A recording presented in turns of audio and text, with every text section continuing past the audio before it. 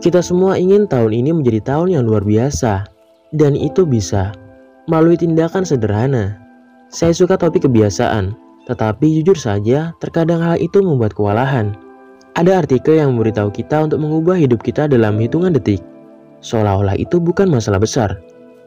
Itu sebabnya saya mulai menerapkan kebiasaan mikroskopik dalam beberapa tahun terakhir.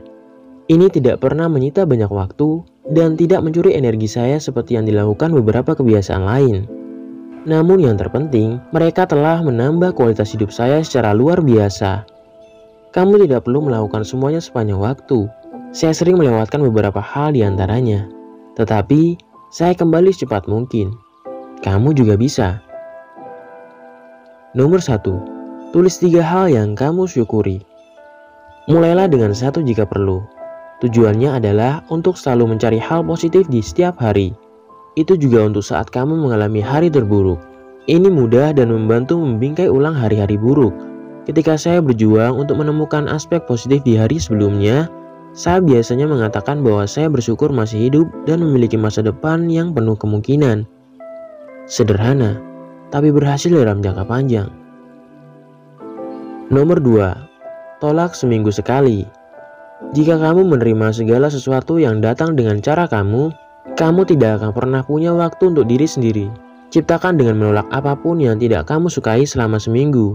Mulailah dengan menolak sekali dan lihat betapa membebaskannya. Kamu juga dapat menetapkan batas waktu yang lebih tinggi untuk orang lain. Jadi selalu ada kelonggaran untuk diri kamu sendiri. Seseorang ingin mengadakan pertemuan yang kamu anggap tidak berguna. Katakanlah kamu sibuk. 3 teman ingin bantuan kamu. Beritahu salah satu dari mereka bahwa mereka mungkin perlu mencari orang lain. Sebagai peringatan, jika saat ini kamu menerima semuanya, orang akan membutuhkan waktu untuk beradaptasi dengan perubahan ini. Tapi seiring berjalannya waktu, mereka akan menerimanya.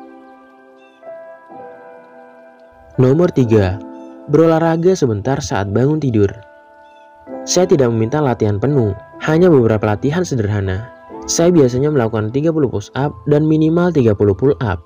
Berolahraga di pagi hari membuat darah mengalir dan membuat kamu keluar dari kabut pagi yang mungkin kamu alami. Jika kamu lebih suka latihan penuh di pagi hari, silahkan. Tetapi, meskipun kamu lebih suka malam hari, 1 menit di pagi hari tidak ada salahnya. Nomor 4. Investasikan dalam pengalaman. Seberapa sering kamu membelanjakan uang untuk benda? Bandingkan angka itu dengan seberapa sering kamu berinvestasi dalam pengalaman. Dugaan saya adalah kamu berinvestasi lebih banyak pada objek, dan bahkan jika kamu membelanjakan jumlah yang sama untuk keduanya, itu tetap bukan yang terbaik. Apa yang kita ingat bukanlah objek, itu pengalaman. Paling-paling, objek membantu kita mengingat beberapa pengalaman. Di tahun 2022, saya sering bertemu teman-teman saya untuk berjalan-jalan singkat bersama mereka. Kami menciptakan kenangan. Kami terikat. Nomor 5. Atur rumah kamu. Jika kamu belum pernah melakukannya, cobalah. Apakah kamu punya ruang atau tidak? Kamu dapat dengan mudah mengatur ulang rumah kamu. Dengan cara apa kamu bertanya? Ya, itu akan tergantung pada apa yang kamu lakukan di rumah. Bagi saya telah menetapkan ruang yang berbeda untuk tugas yang berbeda, seperti membaca, bekerja, beribadah, tidur, bermain game, dan sebagainya. Saat saya bermain game, saya ke tempat khusus untuk bermain game. Nomor 6. Buang barang-barang.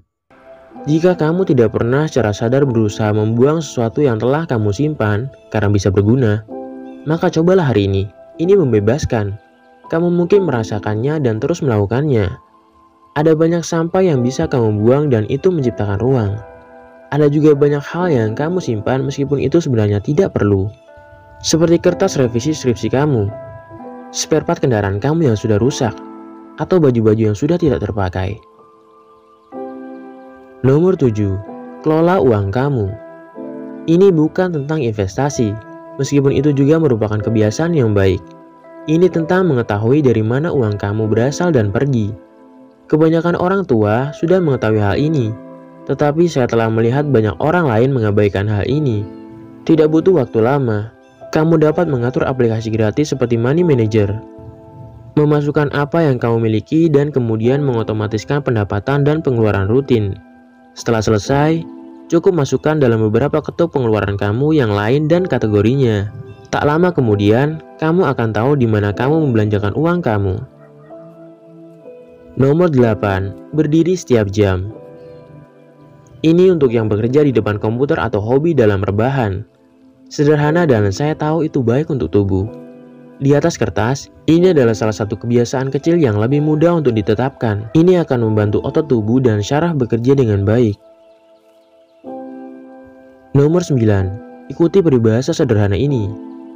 Saya akan menjalani hidup saya dengan ketika kita tidak memiliki kepala, kita memiliki kaki. Ini mungkin terlihat aneh, tapi saya menggunakannya sebagai cara untuk menerima apapun yang terjadi. Paling sering, ini tentang melupakan sesuatu dan harus pulang ke rumah untuk mengambilnya. Jangan marah ketika kamu tidak dapat menemukan kunci kamu atau lupa membeli susu di supermarket. Ingatkan diri kamu bahwa kamu harus memiliki kaki dan melakukan apa yang perlu dilakukan.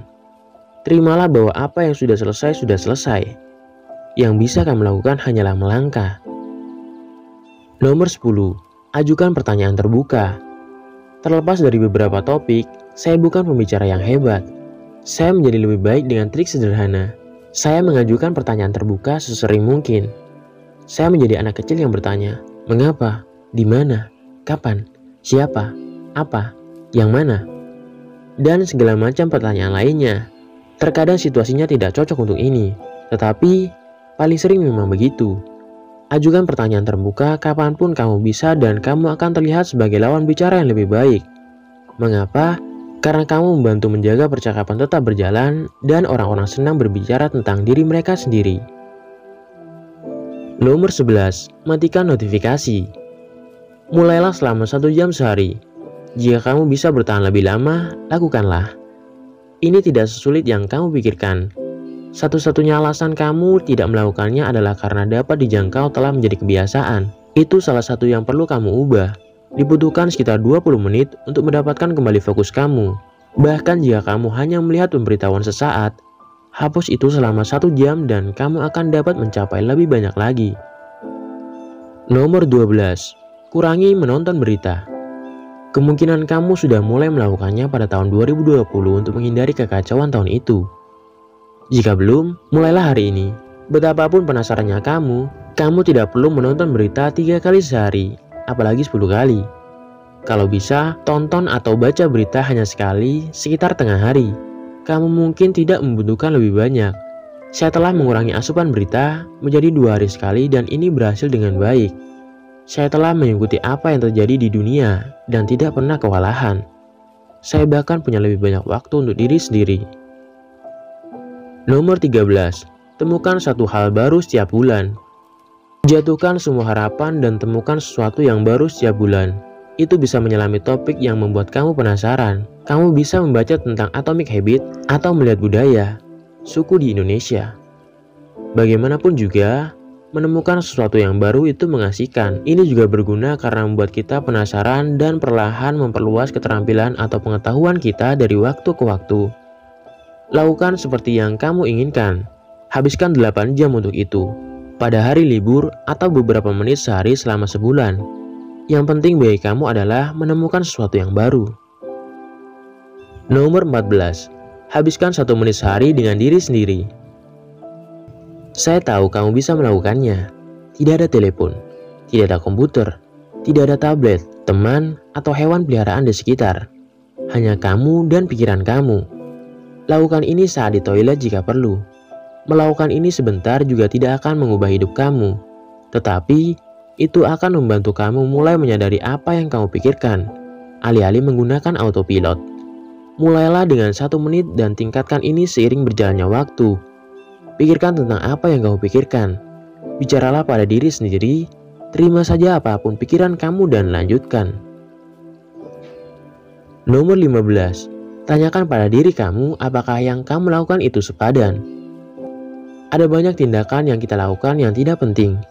Lebih tepatnya, banyak yang tidak sepadan dengan waktu kita. Kamu menyelesaikannya dan melanjutkan sampai kamu memikirkan kembali seminggu kemudian. Memikirkan berapa banyak waktu yang kamu buang untuk itu.